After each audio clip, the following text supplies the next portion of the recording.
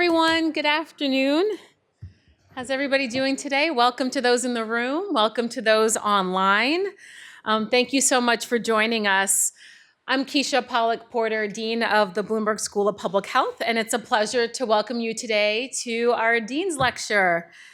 This series is an opportunity to highlight the work of newly appointed and promoted professors and senior scientists. And we really have a chance to use this time to hear firsthand how they are changing the world through the power of public health. This is our last lecture before taking a break over the summer. And it's really been such a joy to host these during my first year as dean. Since September, we've heard from our school's experts on HIV testing, school lunch policies, statistical epigenomics, and so much more.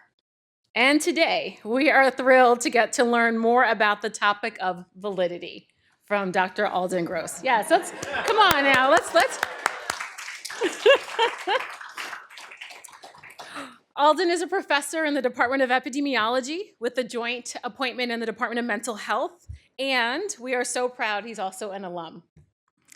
Alden first came to the Bloomberg School in 2007 as a Somer Scholar, and he earned both his MHS and PhD in the mental health program, along with an MHS in biostatistics. He did leave us to go to that place up north for a little while, but he returned to the Bloomberg School in 2013 following a national search for a faculty in the Epidemiology of Aging track.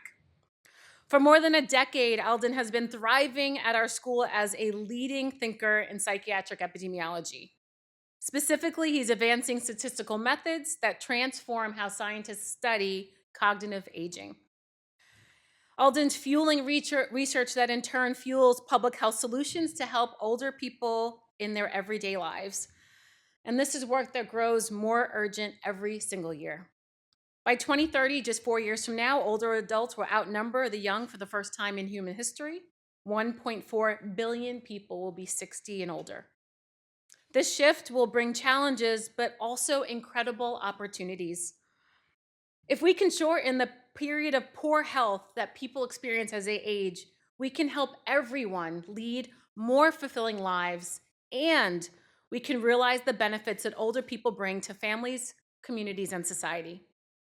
That's a big goal, but one that is closer in reach thanks to work like Alden's. Alden has a strong interest in statistical methods relevant to mental health, and his approach to cognitive aging uses cognitive neuroscience, neuropsychology, and psychometric methods to help characterize cognitive and functional deterioration over time. As just one example, he's working on an NIH-funded project that harmonizes measures of cognition in population-based studies in the US, Mexico, England, South Africa, India, and China. These places have distinct socioeconomic profiles, genetic backgrounds, and lifestyle practices, and healthcare systems, but Alden and his colleagues are developing data standardization methods to help us better understand aging across cultures and borders. This work has fostered novel opportunities for cross-national research. Alden and his team have published meaningful findings on the association between cognition and cardiovascular health, cognition and education, cognition and occupation. And these are the insights that can help us build a much brighter future for our aging society. Again, this is just a small snapshot of Alden's research and his impact on our school and field. He's also highly engaged as both a teacher and a mentor, and he directs the aging track in the Department of Epidemiology, as well as the postdoctoral program. I'll also share that Alden is also deeply valued by his colleagues here at the school for his thoughtful approach to his work and the kindness and respect he shows to those around him. They tell me that he is always happy to share his endless expertise, but that he never takes himself too seriously. Alden's known for writing the very best out-of-office messages. I mean, come on, that's great. From poems to Star Wars jokes. Alden, we are grateful for the joy and the levity you bring to work every single day, and we're all better for it. Thank you for all that you give to our school and all that you do to help aging populations all around the world. We so appreciate you, and we're excited to hear from you today. Please come to the podium, and we'll take questions at the end. Thank you.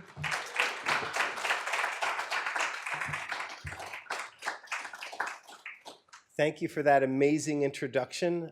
I didn't know some of those things, but that's wonderful. I am truly humbled and honored to speak with you all today. My goal here with this talk is to weave together a narrative of my work in cognitive aging and data harmonization, treating validation as a common thread throughout. To get started, two people came up to me yesterday because they told me that they look forward to learning about how validity is bad. Y'all, I didn't say that.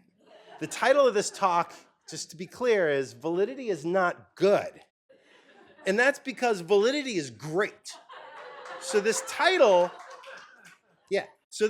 is really a double entendre. On the one hand, measurement, validity, and validation is the core of good science. But as the core feature of good science, validity should convey things. It has a meaning. There's a definition for it, and there's a pretty extensive history too. It's not to be cheapened as a mere synonym for good. So my title is really a tribute to Ebel's quote from 1961 here. The term valid is not to be made synonymous with the term good. On the other hand, I feel like validation and validity work is devastatingly misunderstood. One of my pet peeves is when we use valid and good interchangeably, and I hear it all the time. Because if people think validity is good, then they think what's the opposite of good in measurement? Well, the opposite of good is bias, and bias is bad, right? So maybe the opposite of bias is validity, or the opposite of, yeah, that's exactly how Rothman and Greenland write it. In chapter 8 of the 1998 edition, which becomes chapter 9 of the 2008 edition. So, and the problem with it is, this both cheapens and complicates the meaning of validity.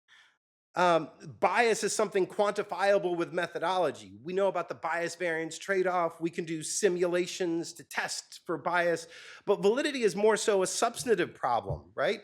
Is my tool measuring the attribute that I think it's measuring?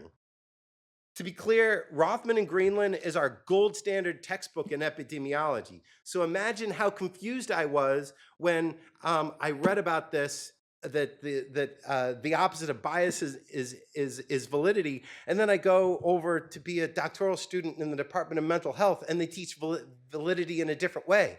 And then I went to a postdoc where they taught it in yet another way. So I was really confused. In the end, this is all apocrypha, because more recent versions of the chapter on validity seem to have disappeared. The last time I talked to Derek Eng, I think he has the most recent copy of Rothman and Greenland that I have, and the validity chapter has apparently disappeared from Rothman and Greenland, and there's no replacement for it. So, okay. As a housekeeping note, before I get started, I've seeded the bottom frames of these slides with entirely random quotes from Hopkins faculty that I've copied down mostly during my time as a student here. So for those of you over here, you might want to move over.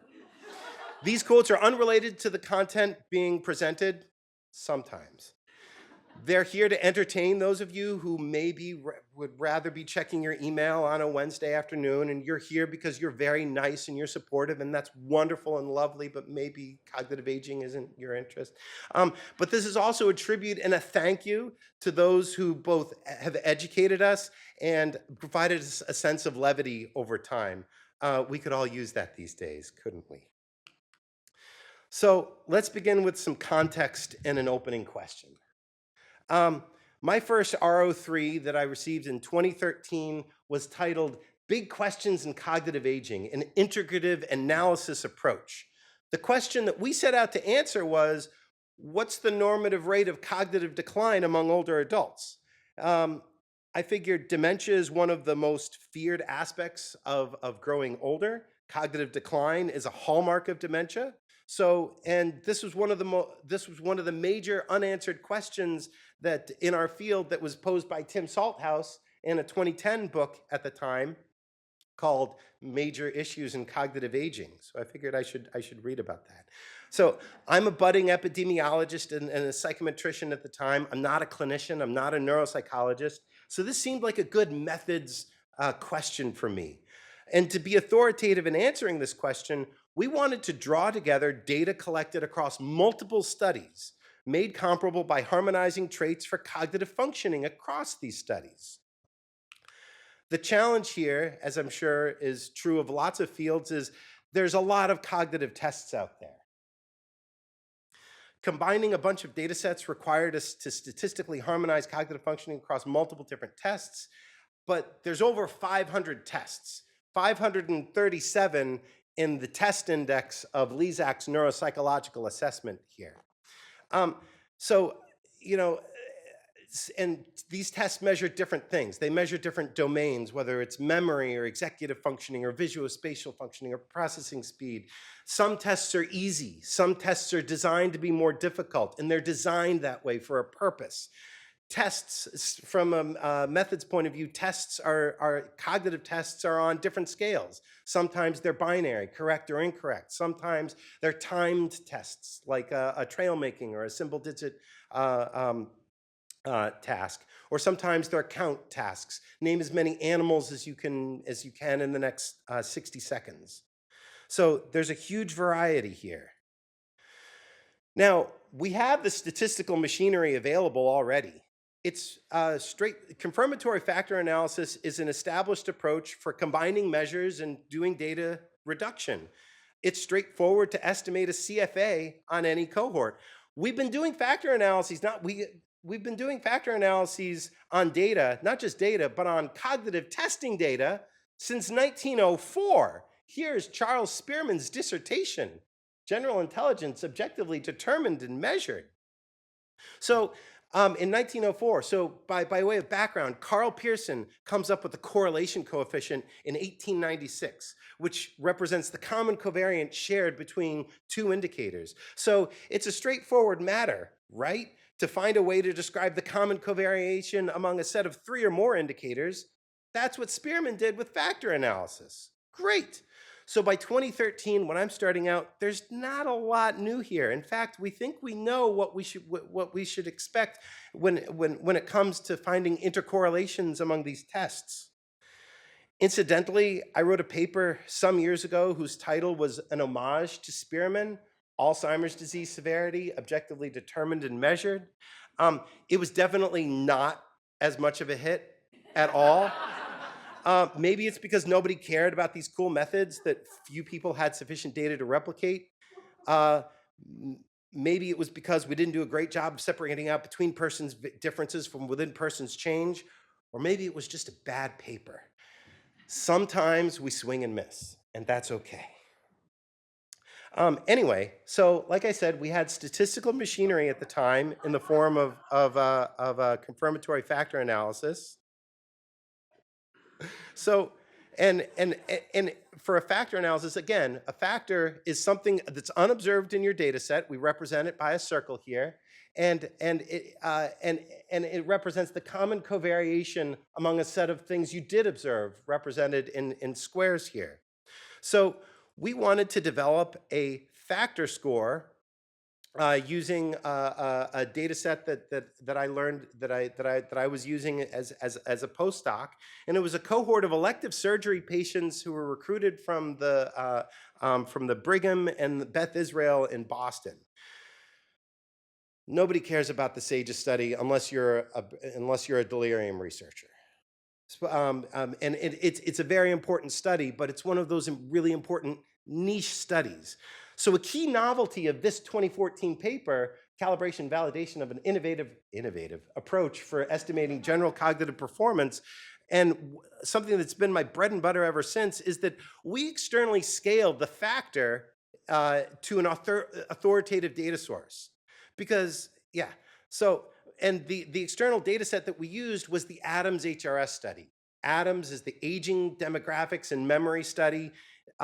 This was a study nested within the Health and Retirement study, which is a nationally representative study. The ADAMS HRS was a one-of-a-kind study conducted in 2002 to 2004 as the first nationally representative study designed to estimate the prevalence of dementia in the United States. There have been plenty of previous cohorts that are either regionally specific or that had university-centric recruitment. But Adams was nationally representative. The sample size was 856 people. And by externally scaling our reference to the Adams, we can describe, for example, that our SAGES study, on average, had higher functioning than people in the United States. This helps to contextualize and explain and document the sample. And wouldn't it be wonderful if other studies could be put on the same scale as Adams? Because Adams had a really fantastic neuropsychological test battery. So what did we find when we applied this method to a larger harmonization project with data on a diverse group of older adults spanning New York and Northern California and North Carolina? There was a lot of really interesting stuff in this paper, but at the end of the day, for time, the mean annual rate of cognitive decline in this sample was 0.039 standard deviations per year. Great. That's one answer. Over the years, here are a couple more studies that I've collected. These aren't my studies, but they corroborate our findings. So the rate of decline is 0.039 standard deviations per year. And the religious order study over at the left-hand side, the rate of decline estimated there was 0.04 standard deviations per year. It's close. If you look at the Freedom House study a study by Don Royal from a couple years ago, if you average the rates of decline across 12 tests of fluid cognitive ability, the rate of decline is about 0.03 standard deviations per year. So I'm thinking the rate of decline seems to be between 0.03 and 0.05 standard deviations per year. This is a more recent paper from late 2025. Excuse me, that used a nationally representative subset of the health and retirement study to look at changes in memory. And the study found that the pace of normative memory decline is about 0.05 standard deviations per year. A useful nuance here is that older populations are heterogeneous, as we all know, so at least stratifying by age is a good idea, because there's steeper decline with older ages. And to the extent possible, if you're interested in normative aging, you should probably exclude people with dementia or people who have impairments.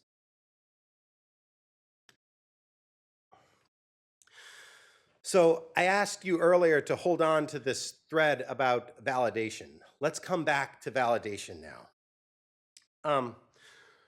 Like I said, we had the machinery to harmonize or co-calibrate cognitive performance across studies, but validating a latent variable is not so straightforward. How do we know that this latent variable that we have measures what we say it measures? Why can't I just use a simple average of tests or just a common test that's available across all the studies? I get this all the time. In latent variable space, there's no natural scaling. So there's no cut points to understand the score. You have a score of 0 and you have a score of negative 1.22. And what does that mean? Relatedly, what does a standard deviation unit mean? How do I know more broadly that I've specified the correct model to describe the construct? Should my model really be a unidimensional model, or should I have a model that accommodates additional correlations among certain indicators? Should I drop some items?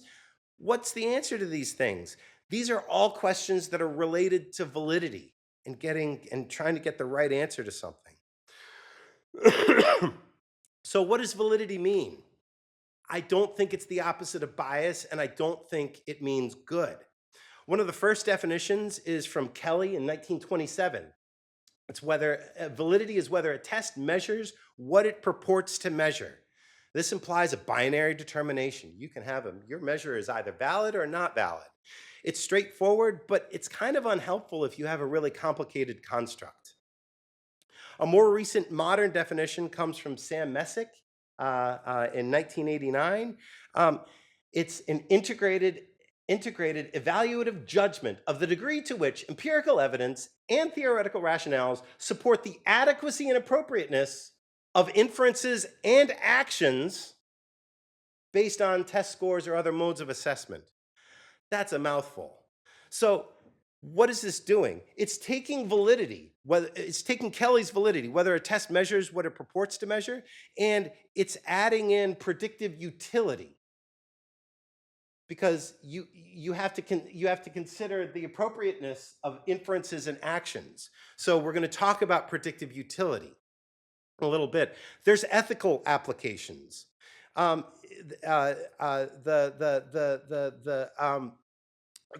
this definition requires you to consider consequences of actions of test use. So it's one thing to ask, is the test any good?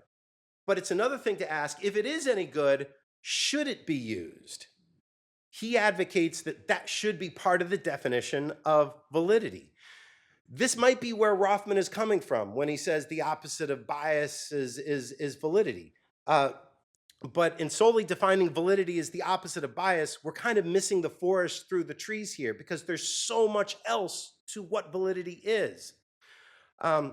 Anyway, all these things come together together to form this notion of total validity in our modern time. So I teach a course in measurement, as Dean Pollock Porter nicely mentioned. And in my measurement course, I give a lecture about the historical evolution of test validity and validation. I do this because knowing where we come from helps us understand where we are now, and maybe a little bit about where we're going. And you can describe the evolution of validity in the past century or so in 4 broad epochs. And these epochs are distinguished by predominating theories, their implications, and whether people were trying to unify or expand or partition or deconstruct what validity means. The dividing lines are really amorphous, but they're useful guideposts that are published in the Standards for Educational and Psychological Testing, which gets updated every couple years. So this is my graphic to describe the epochs of validity. There's a reason this graphic looks kludgy, and I keep it this way, because I made it in Stata 10 years ago. And part 2 of problem set 1 in my course is for students to take the code and improve on the picture. Right, Kate? So in the beginning, as I mentioned earlier, in the beginning, Carl Pearson comes up with a correlation coefficient in 1896. So, and then suddenly the horses were off to the races. We could correlate anything. We could correlate a novel measure with something that we measured at the same time, and that's concurrent criterion validation. We could correlate our measure with something that we didn't collect yet, something in the future, and that's predictive criterion validation. People were talking about validity coefficients, and that's a correlation. So prior to the 1950s, the field was dominated by this notion of descriptive empiricism. The notion is we need empirical data to describe things. Correlations are the currency of the realm. The bottom quote here from Alvaro Munoz, don't respect your observed data as much as it wants to be respected. Alvaro Munoz would not fit into this period. He's going to fit into the red period because he was a new age kind of guy. We'll talk about that.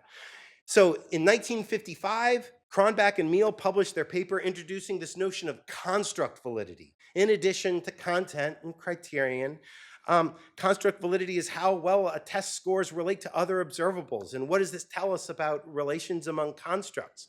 And this had a strong effect on the standards. The 1966 standards named the 3 aspects of validity as content, criterion related, and construct validity. But during this period, after the 1950s, we see a partitioning of validity into a dizzying array of different types. So I placed little triangles on the x-axis at points where I've been able to find the earliest reference to a type of validity. For example, face validity first appears, I think, in a 1947 paper. Newton and Shaw have a paper where they documented 32 different types of forms of validity. And so I'm still working on this. But see, you see, early on, we had criterion and content validity, and then construct validity comes onto the scene, and suddenly we have the floodgates that have opened. Oh boy.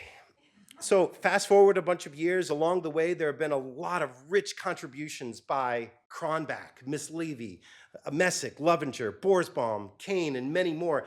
I would love to give a full history here, but I can't because Karen Bandine Roche told me not to be that lectury during my dean's talk.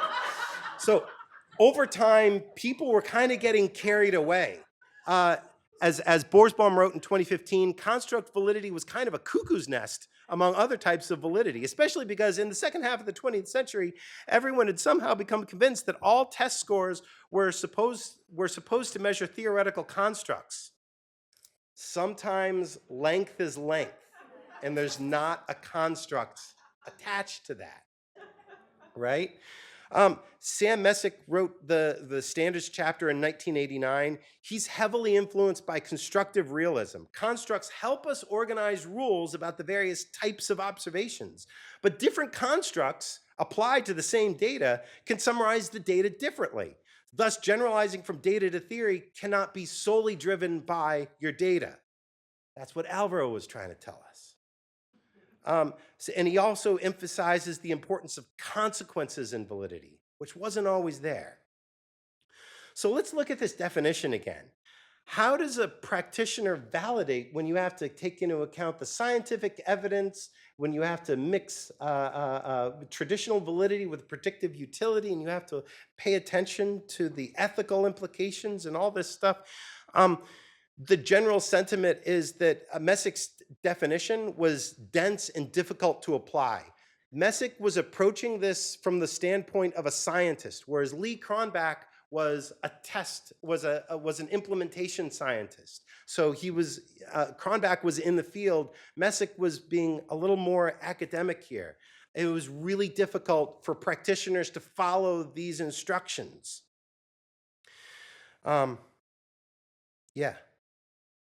Messick would argue that Messick would believe that once you go context, you never go back. The context matters. So I remember there was this 2014 paper where I externally scaled general cognition to a sample to the authoritative Adams HRS study. So how did we validate there? Well, we were able to throw the book at it. We were able to throw multiple books at this problem because we had great data.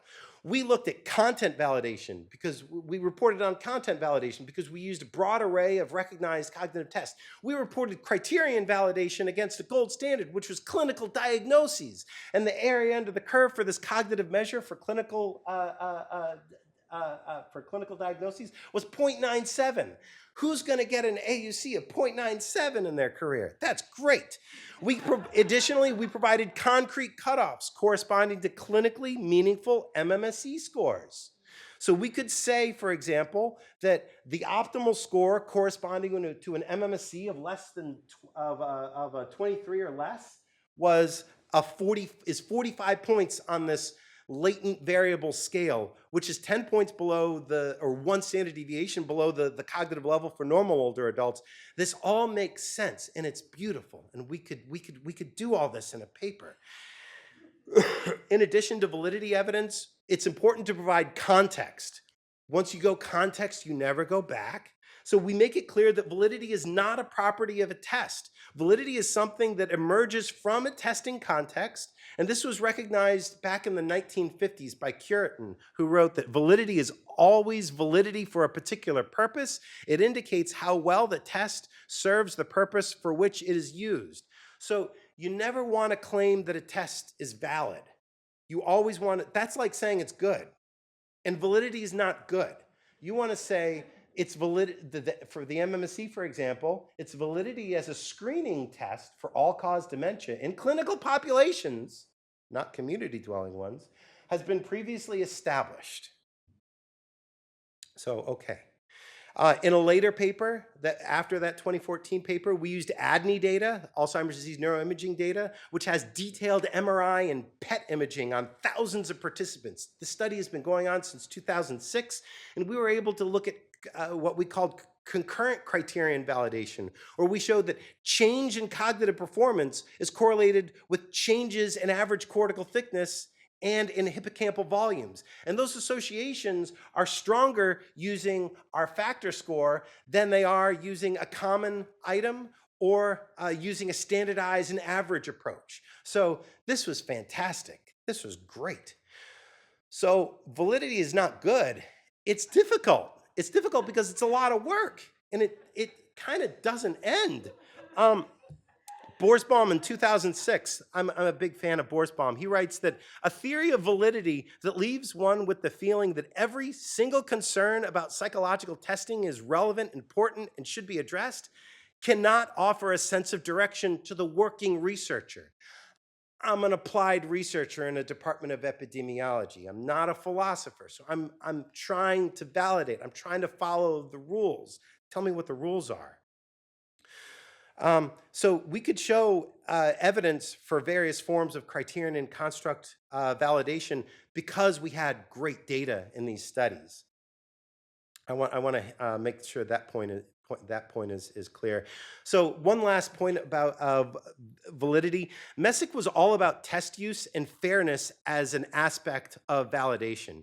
He elevated the fairness of a test to the level of importance same level of importance as fairness to the construct as well as predictive utility.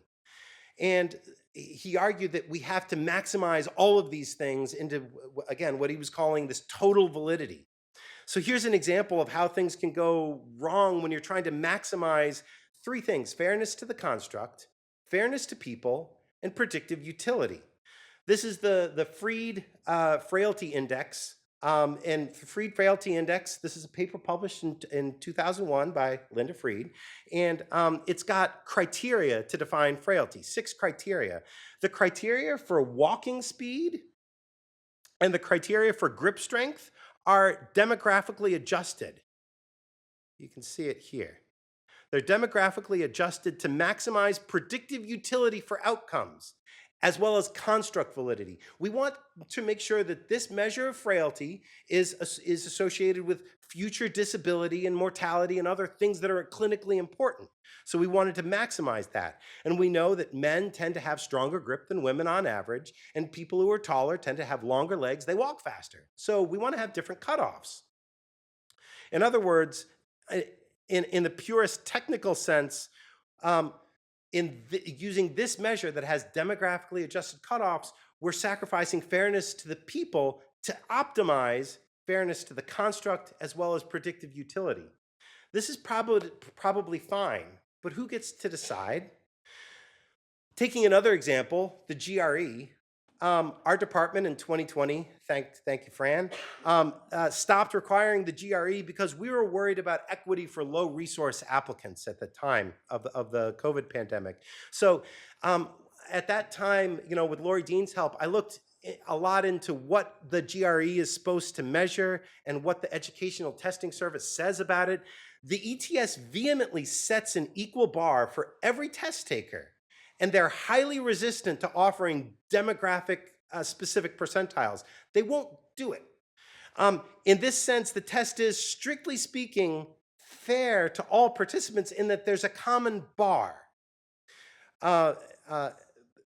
They're maximizing fairness to the people at the expense of fairness to the construct and even predictive utility. The GRE is advertised to measure things like verbal and quantitative reasoning and critical thinking and analytic writing skills. Nobody disagrees that it measures that. But what a lot of people do disagree with is that it has any predictive utility of predicting anything beyond your first semester grades. It may not even do much beyond your first quarter grades. So how is the GRE not demographically adjusting, but the Freed Frailty measure does? Who decides? How can one conclude that either is appropriate? This is what happens when you put a lot into your definition of validity. So another issue is, for a long time in my early career, I was looking in US-based samples that were getting studied for over a century now. We've characterized cognition in the United States really well. There are still things to be understood and things to be studied, and that's wonderful. But I wanted to move on to a place where we're on a little less stable ground in terms of our understanding of research. Because as Caleb Alexander taught me recently, we get PhDs not because we want to do something easy, we want to do the hard stuff. So I've gradually moved on to more underexplored areas in cognitive aging, namely outside the US, where I feel like we've got a lot more unanswered questions that need answering. Um, so the HCAP initiative, Harmonized Cognitive Assessment Protocol, began in 2016, and this was an NIA-funded international research collaboration designed to measure cognitive performance and dementia by collecting a common set of established cognitive instruments in the HRS, as well as its international partner studies. I told you about the Nationally Representative Health and Retirement Study. It turns out that in the late 1990s, our NIH started funding a whole slew of nationally representative studies throughout the world. The goal of the HCAP was twofold. First, they wanted to update dementia prevalence estimates in the United States to replace the 2002 estimates from the Adams HRS study. Because Adams at this point is well over 20 years old, we need updates. And they wanted to do it cheaper. The second goal was to facilitate cross-national comparisons of risk factors for cognition and dementia with other countries.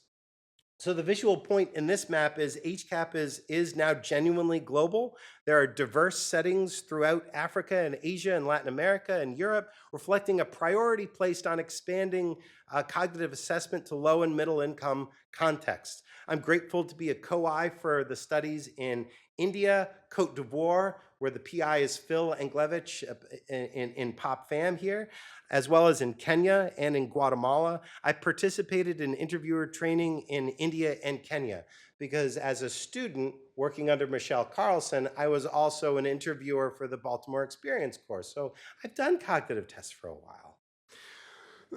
When it came to develop the factor structure of the test battery in India in the Lassi-Dodd study, here's what we came up with. We came up with broad domains for orientation and executive functioning and memory and language and visuospatial functioning. And we had narrower domains within those. Now, how did we validate this factor structure? We didn't. We wrote in our 2020 paper, tests were assigned a priori based on substantive theory by neuropsychologists, and the final solution was validated by the uniformity of standardized loadings.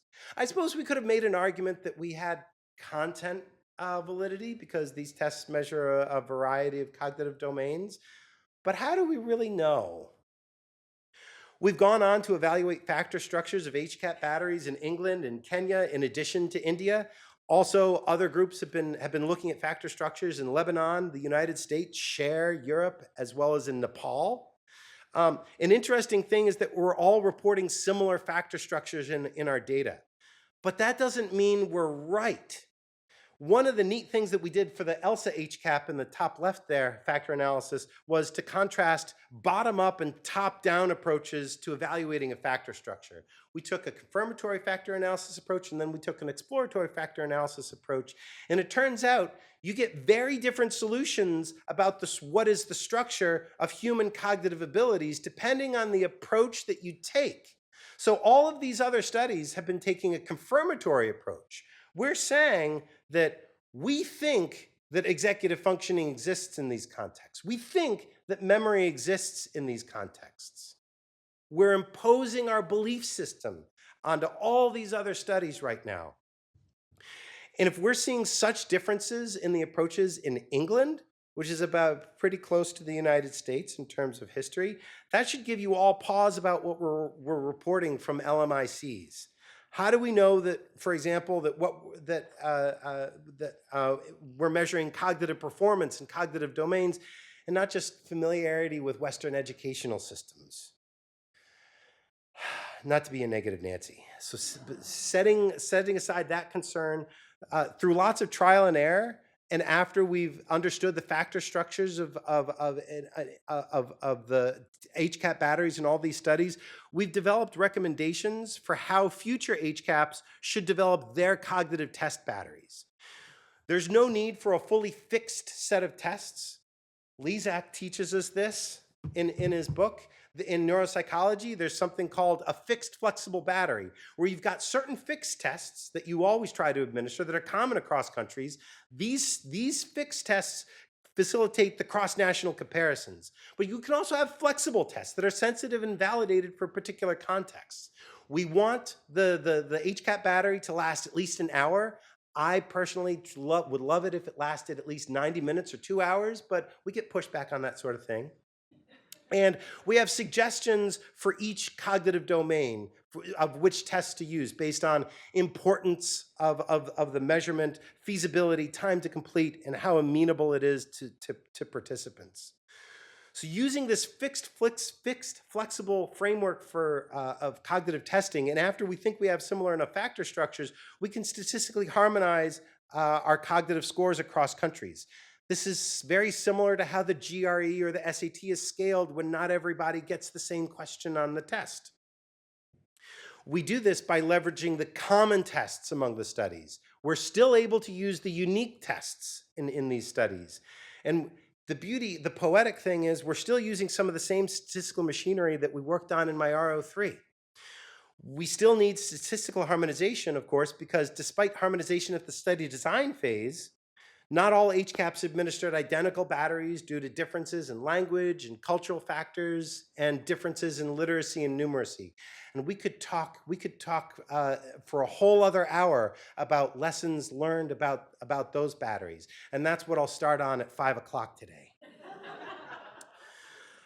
So how do we decide what are common items for this harmonization activity?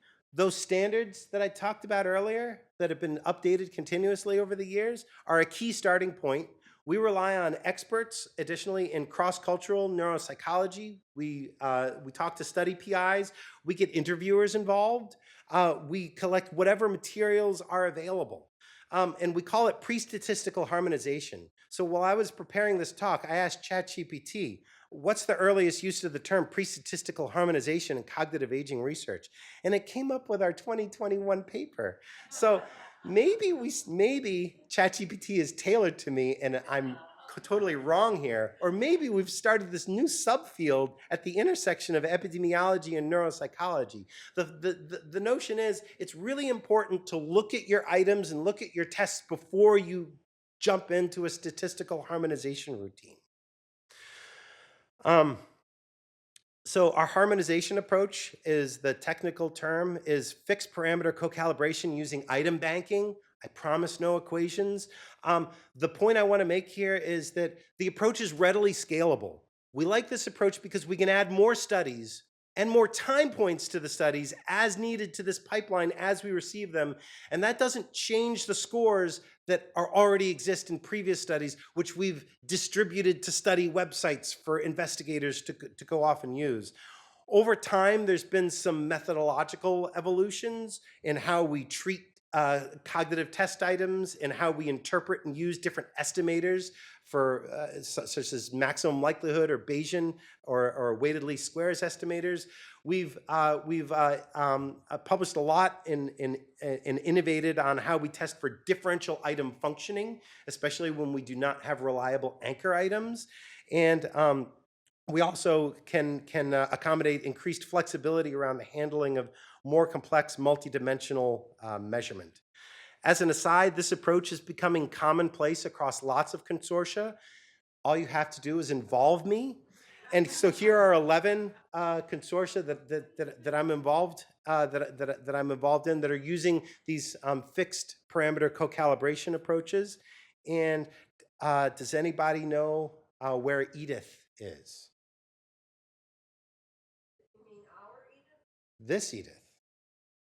So you know you've been in the 4th floor study room too long when you have names for the pictures and you converse with them.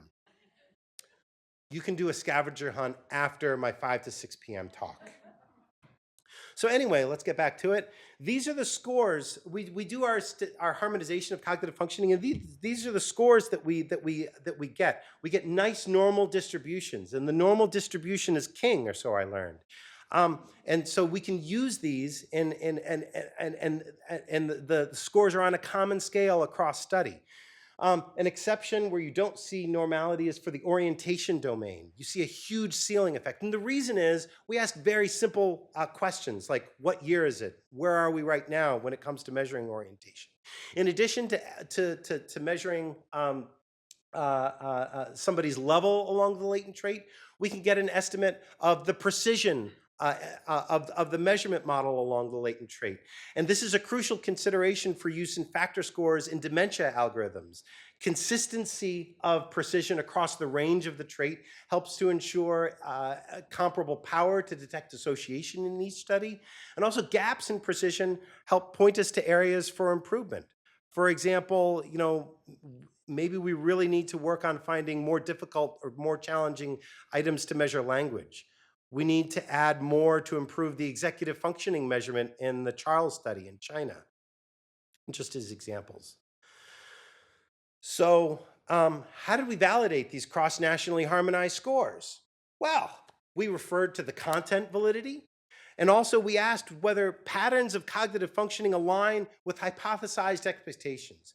By and large, you should expect, if you've got a cognitive measure, you should expect that cognitive measure to be lower with older age and also higher with greater educational attainment. So we've got tables like this in lots of papers.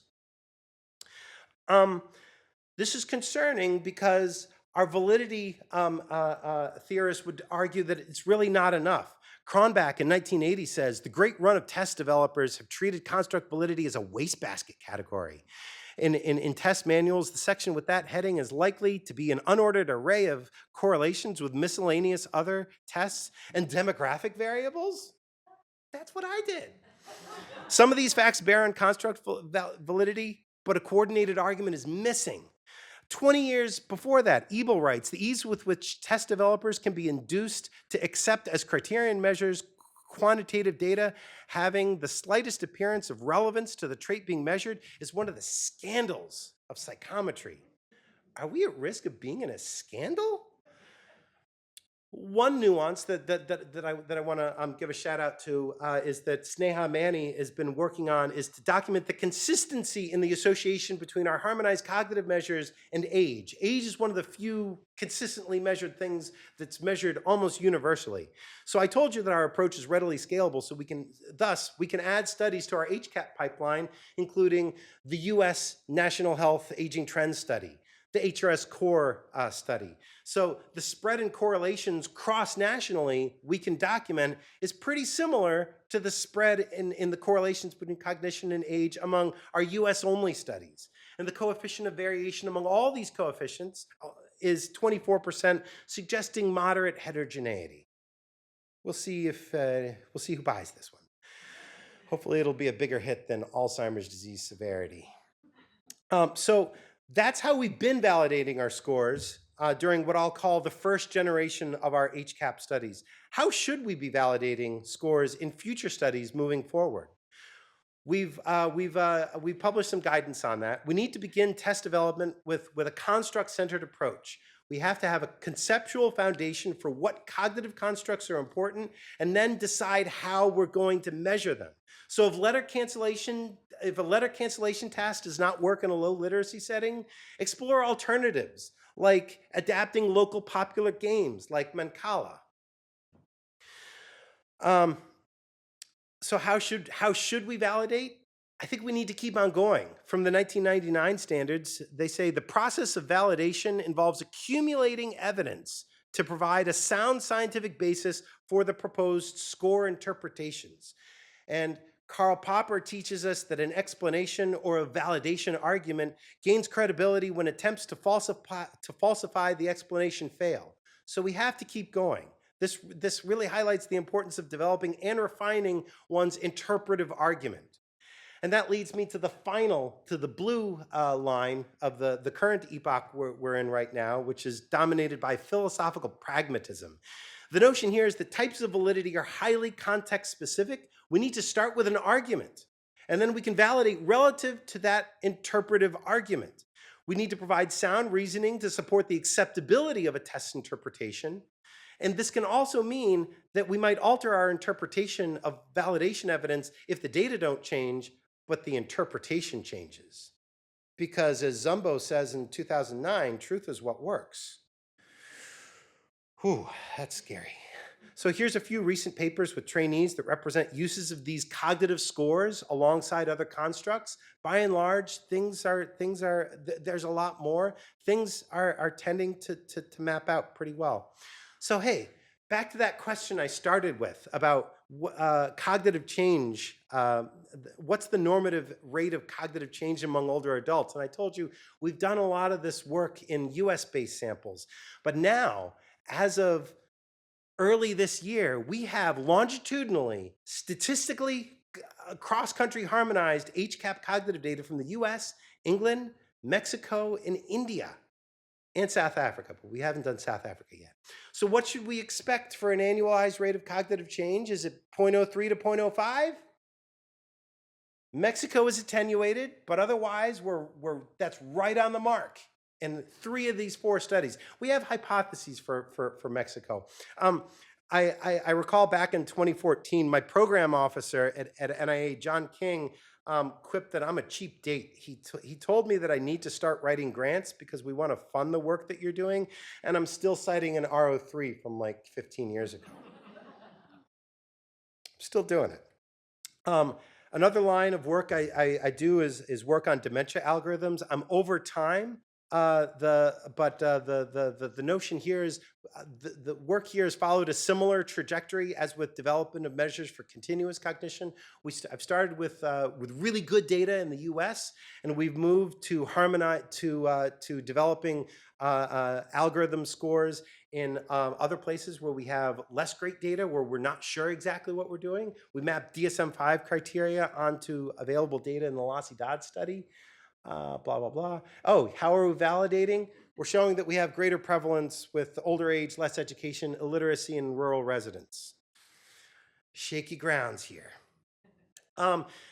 I know there are problems with validation of algorithms in the dementia field, and this is enough of a problem that for the past couple of years we've been working on a systematic review of such algorithms.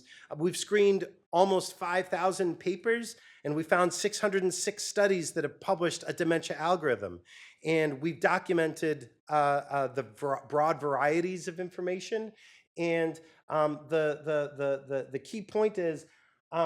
A lot of studies refer to criterion validation. Only 2 studies have even mentioned content validity. Cross-validation is the dominant form because most of these studies are machine learning studies. But the problem is cross-validation is not validation in the epidemiologic or the clinical sense because it prioritizes generalizability, not inference. So some take-homes, please don't confuse validity with good, because validity is not good. We have a lot of work ahead for validating cognitive constructs cross-nationally. Let's think about validation during primary data collection. Don't let it be an afterthought. And work on dementia classification algorithms relies too heavily on machine learning methods and cross-validation approaches. We need better validation for that. I have a section on training that I'm going to skip. And I want to end with some acknowledgments. I promise I'm almost there. I want to thank everybody who's helped me over the years. There's too many people to name. I'm grateful to my dissertation mentor, George Reebok. Michelle Carlson is here. Adam Spira, who was on my committee, as well as Karen Bandine Roche and Liz Stewart. You guys were on my dissertation committee back in the day, and you're still here. Thank you to Bill Eaton, our chair of the Department of Mental Health at the time. Hi, Bill. You can put your boxing gloves away. Validity is great. Karen, in addition to being on my defense committee, you were also my advisor for my MHS and biostatistics, and later my KO1 mentor alongside Jeremy Walston. So I'm grateful to each and every one of you. I'm grateful for my funding. These are my current NA funding, and thank you to Stacy Smith, who is pulling her hair out all the time about these things. I'm grateful to the data sets that I work on. We have this Anna Karenina principle where, they say every happy families are all alike. Every unhappy family is unhappy in its own way. And similarly, I like to say no sample is perfect for every question, but every sample can address some question, right? There are lots more people that I wish I could acknowledge. And I felt the same way when I wrote my dissertation in 2010. So this is my dissertation in 2010. So for those of you in the room, the acknowledgement section was one line. To those who came before me. And for those of you who've been on Zooms with me in the past 6 years, many of you in the room, you've seen some of this wall. Well, here's the whole wall in my office at home, and only a few of these degrees are mine. I want to give thanks and to tell you about some of the people behind the papers on this wall. The oldest degree here is a teaching certification, kind of like an associate's degree, I think, from 1916, just a couple years older than this School of Public Health. It's for Charles Chester Foreman from the Peru State Normal School. He's a great-grandfather who I never met. I never met him, but I did know his daughter, Mildred, who was a college professor in mathematics at Doane College in Nebraska. She was the first woman to receive, in 1965, a PhD in mathematics from the University of Nebraska. This is her dissertation, a lot thinner back in the day. Its topic was on sieve methods for locating prime numbers.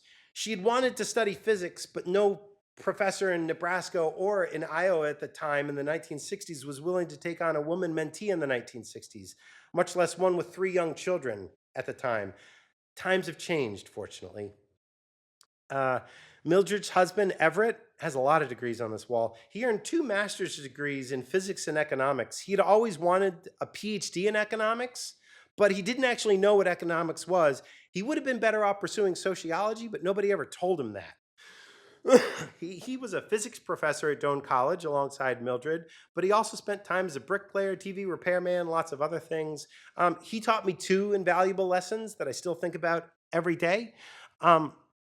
First, don't let school interfere with your education. I only learned a couple years later that he totally stole that quote from Mark Twain. We didn't have the internet back in the 90s. And the second thing is that banks and governments, they can take away the things that we own, but nobody can take away what you know. So do everything you can to learn. His family lost the family farm and the homestead during World War II while he and his brother were deployed. So I'm sure that's never going to happen today.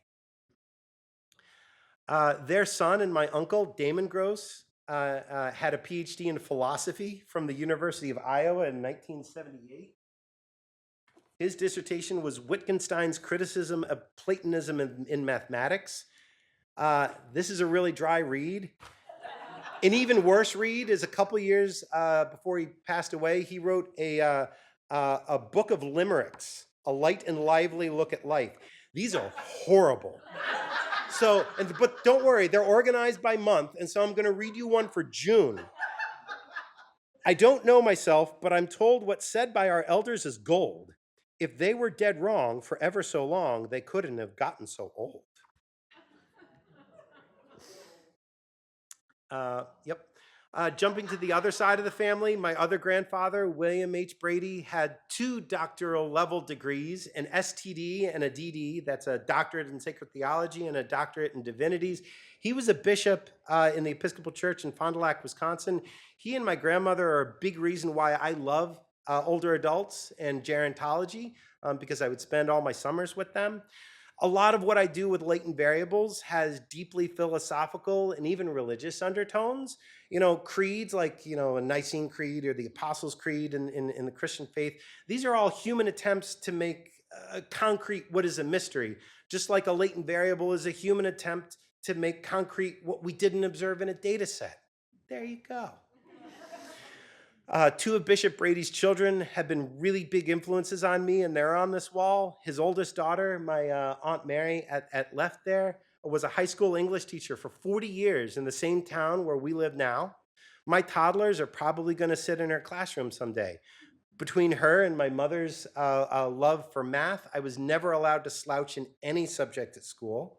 Mom was studying for a master's degree in mathematics. She had an undergrad in mathematics, but she had to quit when she had me. So I like to say that's the first teacher that I corrupted. Rounding out the end of this wall story, front and center is the one undergraduate degree that my wife, Ruth, has allowed me to put up. Dr. Davidas is a podiatrist, and so she needs her medical degrees for her own office right now. Our kids will carry on. Our kids aren't on the wall, but they're on the ceiling. So if you're ever on a Zoom with me, ask me to show the ceiling. That's a wrap. Thank you.